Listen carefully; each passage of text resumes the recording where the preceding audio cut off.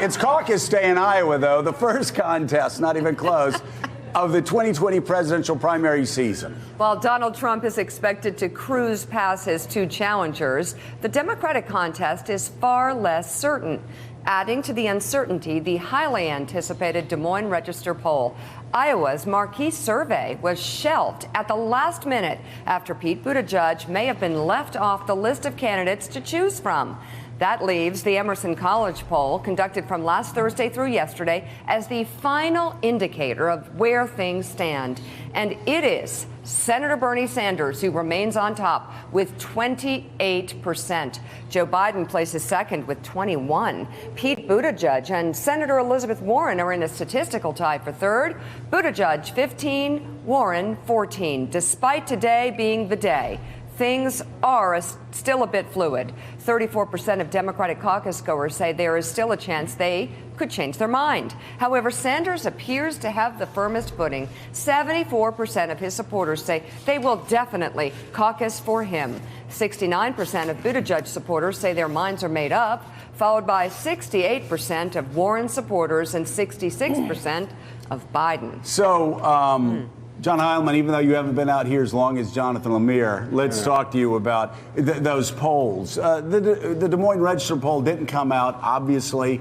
Everybody knows the results of those polls, or a lot of people do, which we won't say on the air. But I've got to say that Emerson poll a bit off. And if you're looking for energy on the ground right now, you gave me a remarkable statistic about Bernie and his outreach here. Half a million doors that they have knocked in the course of canvassing for this caucus. He was in a staff office, field office yesterday, his last kind of event of the caucus, the real one other than the Super Bowl event, and he was thanking his volunteers, his super staffers, all these people who are really dedicated to Senator Sanders' cause, and he said they had knocked on 500,000 doors in the course of campaigning for this caucus, and that's a lot. That's a lot of doors. It's not a very big state. If true, it will mean they knocked on twice as many doors as the number of people who will turn out to the caucuses tonight. So there's a lot of, I think if you look at all this polling we've had in the last month, there's a couple places where there's division over certain things. The place where there's unity, where there's almost entire consensus, is the notion that Senator Sanders is the front runner coming into today, that he has the energy, the momentum. He obviously came within a couple of votes of winning it in 2016, so he, in some sense, should have been the front runner here all along, and it looks like he's going to close the deal. I think the big controversy now is very hard to poll this state as you get closer and closer to the caucus. All these voters have been assailed with phone calls, voter outreach, other polls. They stop picking up the phone. And it's hard to figure out what's really going on.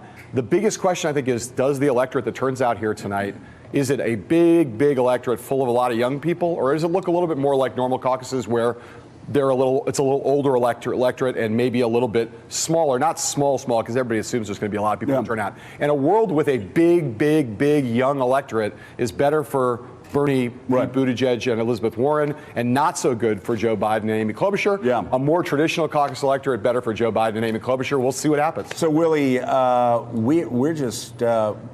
we have two models that we can look at. We can look at 2004, when all of the energy that's behind Bernie right now was behind Howard Dean, and John Kerry, the establishment figure, won. Why did he win? People wanted to beat Bush. Or we could look at other models that have shown candidates coming from nowhere to win. So I guess the question is, if we can't really read much from the polls, do we look at the people who have the best ground game right now, which right now, Bernie Sanders and Elizabeth Warren. We can't fall asleep on Elizabeth Warren. And Mayor Pete also, obviously, pretty wired. Yeah, and the process is such, as everyone in this room knows, that it's hard to really see through and predict what's going to happen. I mean, it's you've got the first alignment for people who don't know. You get a bunch of people in 1,700 places around the state who go into church basements and cafeterias and high school gyms and literally physically go and stand in the corner to represent their support for candidate A, B, or C. And then they vote again. And then we get this publicized, Adrian, vote. Now, this year is different than years past because we will get the number of delegates, which we've always gotten, but we're also going to see how people voted in the first round and the second round. So you could theoretically have someone come out of here who didn't get the most delegates and say, I'm the winner of Iowa because look at the number of votes I took out of this place. Yeah, you're exactly right, Willie, and that's what makes this such an interesting dynamic this time around, because you are going to see, number one, the raw vote total come out. So you will see how many people are actually coming out to caucus before the actual caucus starts. Then you see that first alignment. Where does everybody go in the first round? And then if somebody doesn't hit 15%, then there's a realignment. Those results are also released. And then we may not know until who gets the final number of delegates until 1 or 2 days from now. So the other thing that I think is very interesting, and all of you will remember this in 2016, on Hillary Clinton's campaign, we didn't have the final results yet. You still but don't. we knew it was going to be close. Still don't. Exactly. But fortunately And we for the declared Hillary victory. Clinton campaign, they called it while the caucuses were still going on.